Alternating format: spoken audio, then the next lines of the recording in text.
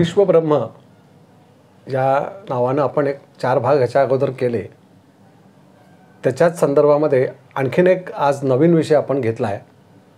थोड्या वेगळ्या अँगलने आपण काय समजून घेणार आहोत आज, तर कॉस्मिक माइंड म्हणजे हिरण्यगर्भ, विचार, कल्पना, माइंड प्रोजेक्शन, ब्रह्म ही अवस्था आहे आणि विचार परत्वे जीवन. आणि हे जे हा जो काही स्केच काढलेला आहे त्याच्या माध्यमातून आपल्याला काही बारीक बारीक गोष्टी आज आपण समजून घेणार आहोत. इंटरेस्टिंग आहेत. तर आपण नेहमी म्हणतो की आपल्या मनात काय चालू आहे हे परमेश्वराला कळत असतं. मग आता आपण कल्पना करूया की इथं परमेश्वर आहे म्हणजे काय, इथं हिरण्यगर्भ अवस्था आहे की जी प्रत्येकाला कनेक्टेड आहे. आपण इथे हे जे गोल गोल दाखवलेत ना, हे सगळं आपण कल्पना करूया की सगळे आपण लोक आहोत. प्रत्येकाचं हे माइंड आहे की जेणेकरून त्याला हिरण्यगर्भ अवस्था ही प्रत्येकाला जोडलेली आहे. म्हणून आपल्या मनातलं इथं रजिस्टर होत असतं किंवा इथं कळत असतं. त्याशिवाय आपली सगळे माइंड ही सुद्धा एका लेअरला प्रत्येकाचं कनेक्शन एकमेकाला आहे. म्हणून काही जणांना आपण म्हणतो ना की इंट्युशन येणं. इंट्युशन कसं काय येतं की एखादी व्यक्ती येणार आहे, मला आत्ता जाणवायला लागलं कोणीतरी येणार आहे, खरंच येतं.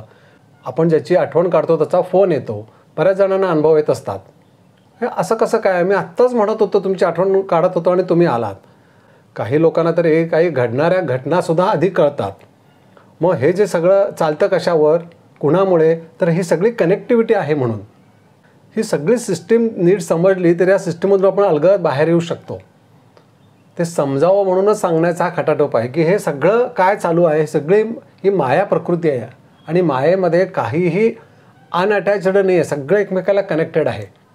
डिटॅच्ड काही नाही आहे. डिटॅच्ड काय आहे, अनअटॅच्ड काय आहे, ब्रह्म आहे फक्त.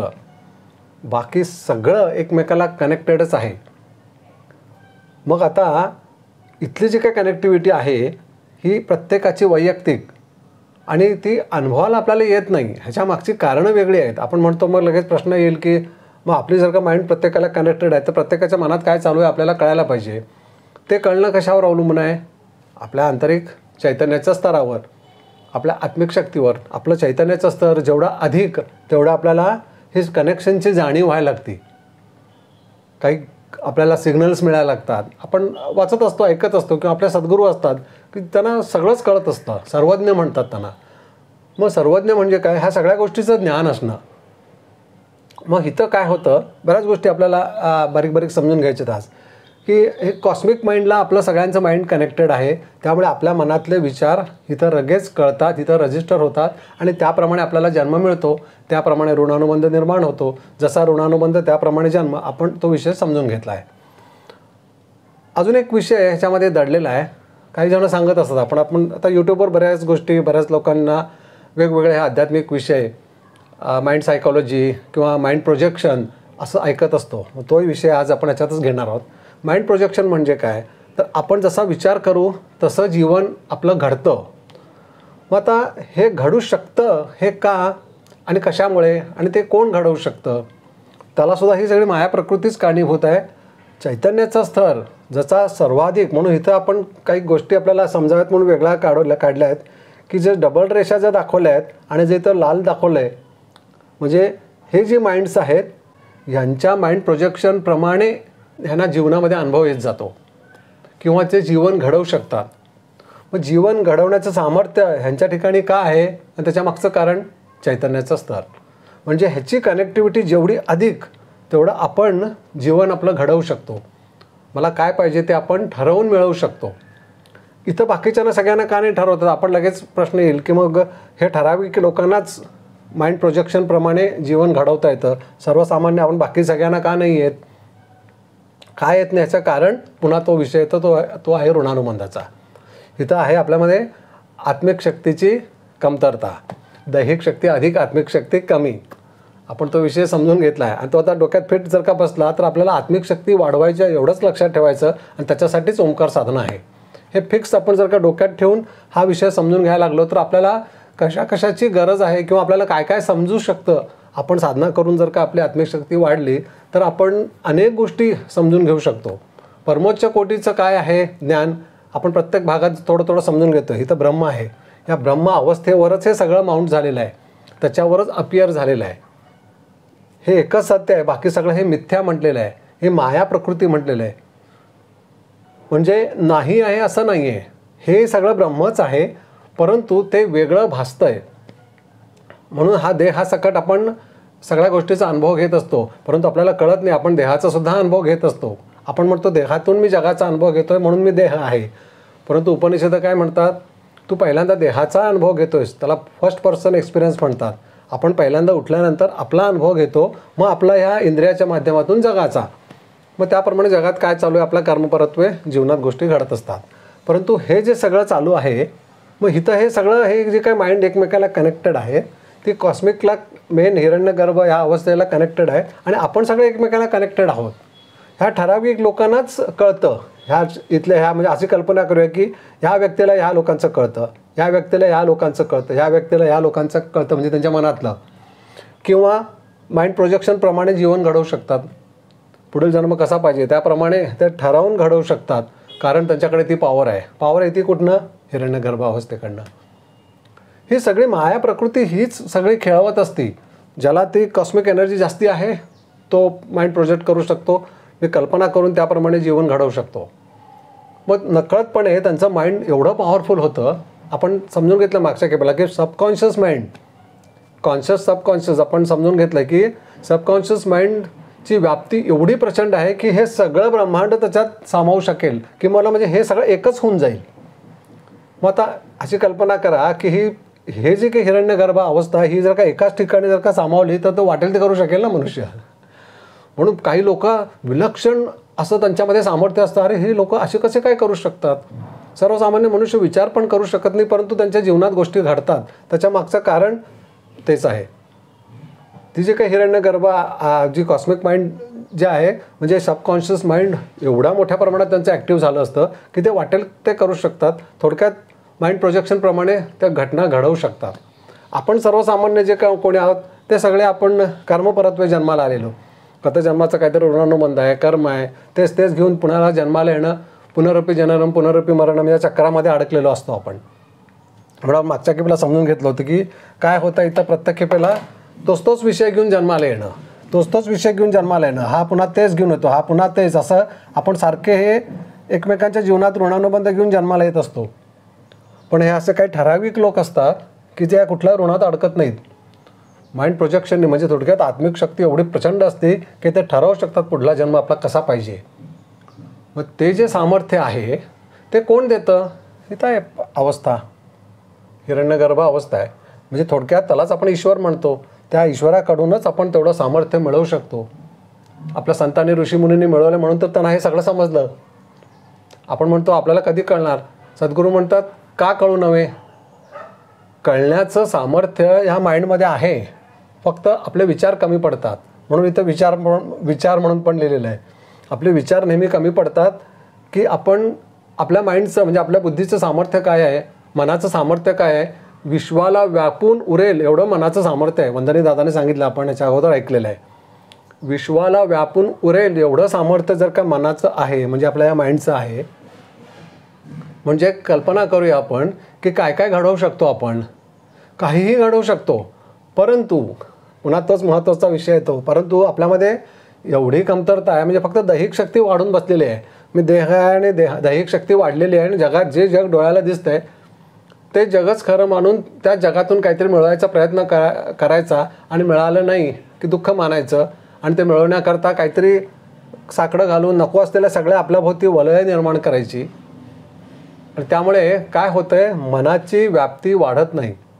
विश्वाला व्यापून उरेल एवढं सामर्थ्य असूनसुद्धा ते मन फक्त सर्वसामान्य जीवन जगणं, म्हणजे म्हणून त्याला मनुष्य प्राणी म्हटलं आहे. सर्वसामान्य प्राणी आणि मनुष्य याच्यात काय फरक आहे? सद्गुरू म्हणतात काही फरक नाही आहे. जो स्वतःची लेवल वाढवतो कॉस्मिक, तो पुढली अवस्था प्राप्त करू शकतो. नाहीतर तो प्राणी म्हणूनच मरतो. खाणेपिणे कपडालत्ता इशारा ह्याच्या पलीकडे काही जीवन कळतच नाही. पुढं काहीतरी प्राप्त करायचं आहे किंवा मनाचं सामर्थ्याप्रमाणे आपल्याला हे सगळं सारं विश्वब्रह्म काय आहे हे समजून घ्यायचं आहे. परंतु ते समजत नाही. न समजण्याचं कारण आपलेच विचार कमी पडतात. आपण फक्त ह्या प्रपंचिक जीवनालाच फक्त कनेक्ट करतो आणि काहीतरी मिळवायचं आहे, अपूर्ण राहिलं म्हणून पुन्हा देहत्याग, पुन्हा नव्याने म्हणजे मृत्यू, पुन्हा जन्म, पुनरपी जनन पुनरपी मरण, मरायचं पुन्हा जन्माला यायचं, पुन्हा मरायचं पुन्हा जन्माला यायचं, हे सगळं चालू असतं. म्हणून आपल्याला सद्गुरू हे किती महत्त्वाचे आहेत इथं कळतं की हे सगळं ज्ञान आपल्याला सद्गुरू देतात की अरे ह्याच्यातून बाहेर पड, हे सगळं पुन्हा जन्माला यायचं आणि तेच तेच करायचं एवढ्यासाठी हे नाही आहे, हे सगळं काय चालू आहे हे समजून घे आणि ह्याच्यात नक्की तू कोण आहेस. आता पुन्हा मूळ प्रश्न येतो, तू कोण आहेस? ब्रह्म आहेस. तू ब्रह्म आहेस हे कळालं तुला तर मग हे सगळे माया काय चालू आहे म्हणजे सारं स्वप्नवत आहे. एक स्वप्न घडलं आहे त्याच म्हणजे हिरण्यगर्भ अवस्थेचं हे सगळं स्वप्न म्हणजे मायेचं हे सगळं स्वप्न म्हटलेलं आहे. जीव, जगत आणि ईश्वर हे सगळं माया प्रकृतीचा हा खेळ आहे. तो कोणामुळे अनुभवता येतो आहे? ब्रह्म अवस्थेमुळे. ब्रह्म म्हणजे कोण? आपण सगळे मुळामध्ये म्हणजे आपल्यामध्ये असलेला जो कॉन्शियसनेस अवेअरनेस आहे, जो आत्मा आहे तोच आहे ब्रह्म, ज्याच्यामुळे आपण अनुभव घेऊ शकतो आहे. कुठले कुठले? सगळेच. इथं पुन्हा जन्माला म्हणजे अगदी सर्वसामान्य अगदी लोएस्ट अवस्थेचा जन्म आहे तो सुद्धा, आणि कुठलं तरी माइंड प्रोजेक्शन करून उच्च अवस्थेचा जन्म, जसं म्हणजे इच्छा करू अपेक्षा करू त्याप्रमाणे जन्म.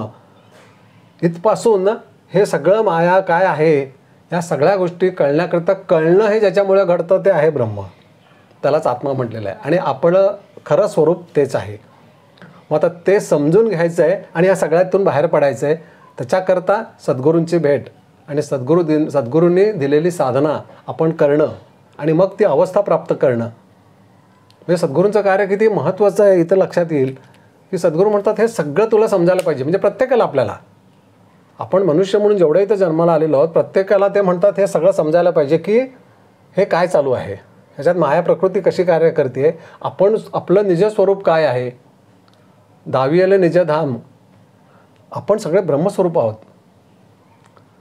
मग आता त्याच्याकरता मग हे सगळे सद्गुरू संत ज्यांचे आपण नामस्मरण करतो, उपासना करतो की जेणेकरून त्यांच्या माध्यमातून त्यांची अवस्था प्राप्त व्हावी.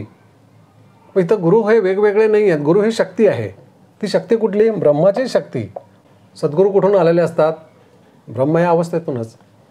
म्हणून आपण नेहमी काय म्हणतो? गुरु ब्रह्मा गुरु विष्णू गुरुदेव महेश्वरा गुरु साक्षात परब्रह्म तस्मै श्री गुरुवे नमः.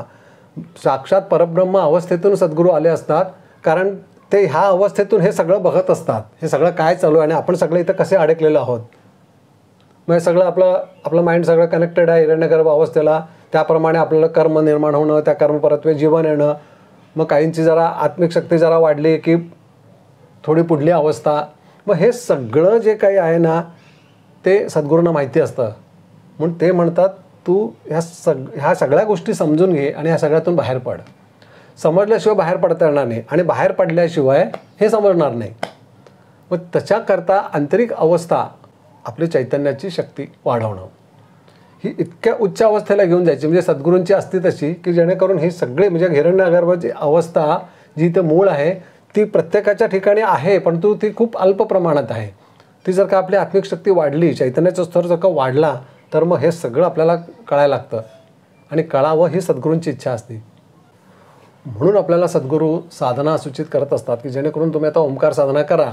ओंकार साधना केल्यामुळे आंतरिक अवस्था म्हणजे आपल्या ऋणातून आपली मुक्तता, आपण तो विषय याच्या अगोदर समजून घेतलेला आहे. जे कोणी नव्याने आज व्हिडिओ बघत असतील त्यांनी याच्या अगोदरचे भाग पाहावेत की ओंकार साधनेच्या मागचा उद्देश किंवा ओंकार साधना सिद्धता वंदने दादांनी कशी केली आणि त्याच्या मागची कारण मीमांसा ती सगळी सांगितलेली आहे. म्हणजे साधना सुरू केल्यानंतर पहिल्यांदा आपली वंशातून मुक्तता होती.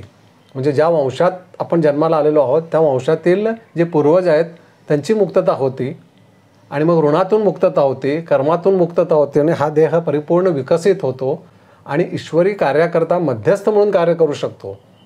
आंतरिक अवस्था विकसित होऊन ती गुरुशक्ती आपल्यामध्ये धारण होऊन इतरांच्या कल्याणाकरता ती गुरुशक्ती प्रवाहित होणं आणि आपले आत्मिक अवस्था म्हणजे चैतन्याचा स्तर वाढीत जाऊन हे सगळं काय आहे हे कळणं ही सद्गुरूंची इच्छा आहे.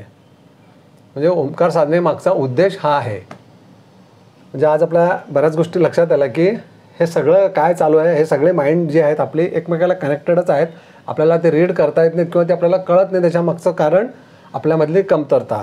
काही जणांना ते कळतात, त्यांची ती पॉवरफुल असते म्हणून त्यांना ते कळते. मग हे सगळं काय चालू आणि हे सगळं कशावर माउंट झालेलं आहे तर ते ब्रह्म या अवस्थेवर. तर असेच वेगवेगळे विषय आपण ह्यापुढं घेत जाऊया. नमस्कार.